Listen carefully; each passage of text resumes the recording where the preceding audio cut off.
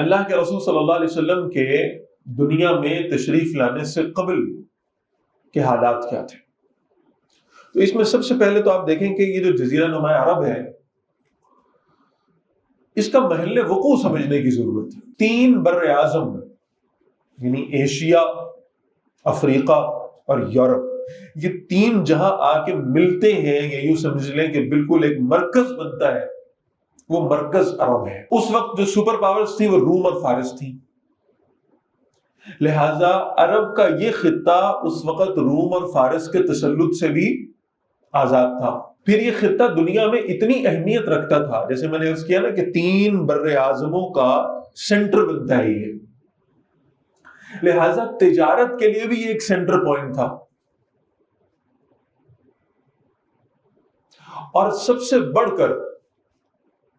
کہ اس خطے کو ایک مرکزیت حاصل تھی، یہ پوری دنیا کا ایک سینٹر پوائنٹ بنتا تھا بیت اللہ کی وجہ سے۔ تو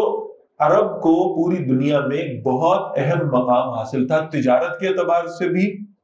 تہذیب و ثقافت کے اعتبار سے بھی، اور پھر مذہبیت کے اعتبار سے بھی۔ اور عرب میں اگر کوئی تحریک اٹھتی ہے، کوئی دعوت اٹھتی ہے، تو پھر اس کا پوری دنیا میں پھیل جانا یا اس کا تعارف ہو جانا یہ کوئی بڑی بات نہیں تھی۔ مذہبی اعتبار سے جیسے میں نے عرض کیا کہ بیت اللہ کی وجہ سے عرب کو مرکزیت حاصل تھی۔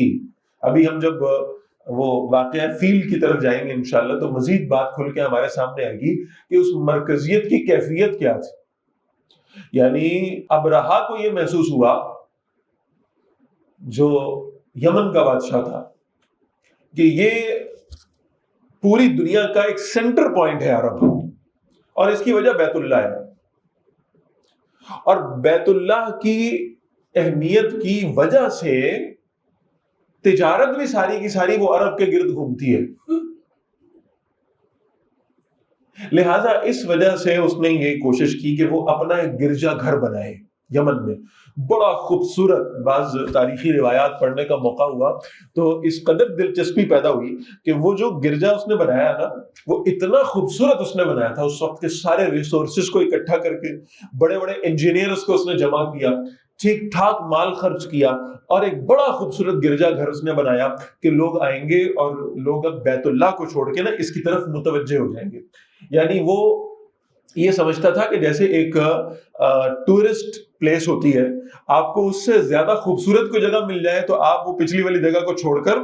نئی جگہ کی طرف متوجہ ہو جاتے ہیں۔ تو خیال ہوا کہ میں زیادہ خوبصورت عبادت گاہ بناؤں گا اور لوگ وہاں آیا کریں گے، اور پھر یہی مرکزیت جو مکہ مکرمہ کو حاصل ہے یہ پھر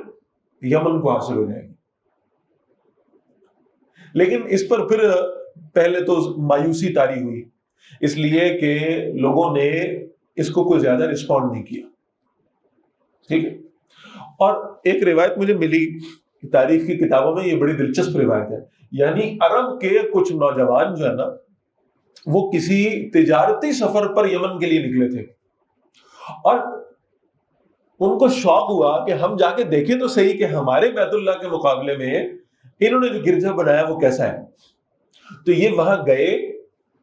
اور وہاں جا کے یہ کوئی پکنک وکنک کر رہے ہوں گے یا کچھ کھانا وانا پکا رہے ہوں گے یا کوئی ترتیب ہوگی، تو انہوں نے وہاں آگ جلا رکھی تھی، اور وہاں ہوا سے کچھ انگارے اڑے اور وہ اس گرجا گھر کی طرف گئے اور وہاں آگ لگ گئی۔ تو ابرہا کو اس پر بہرحال بڑی تکلیف ہوئی، اور اس نے انتقاماً کہا کہ تم جو ہے نا وہ ایک سازش کرنے آئے ہو، تم میرا بنایا ہوا جو عبادت خانہ ہے اس کو تم جلانے آئے ہو، لہٰذا اب میں اس کے بدلے میں انتقام لوں گا، اور انتقام ایسے لوں گا کہ میں بیت اللہ کو تباہ کر دوں گا معاذ اللہ۔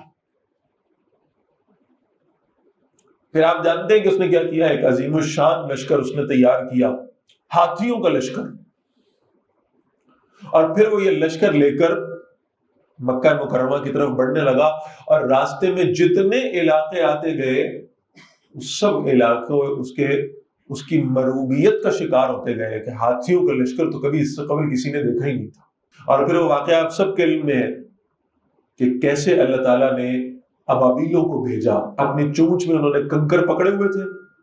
اور پھر وہ کنکر جو ہے نا وہ گولیوں کی طرح آ کر وہ لگتے تھے ان ہاتھیوں کو، اور ہاتھی جو ہے وہ بدمست ہو کے بھاگتے تھے۔ بلکہ بعض حضرات نے یہ روایات بھی لکھی ہیں کہ خود ابرہا کو اللہ تعالیٰ نے اس قسم کے عذاب میں مبتلا کیا، اتنی تکلیف میں مبتلا کیا کہ وہ اس کی موت واقع ہو گئی۔ تو بہرحال اس میں کوئی دوسری رائے نہیں ہے کہ مکہ مکرمہ بالکل ایک سینٹر پوائنٹ تھا ہر اعتبار سے۔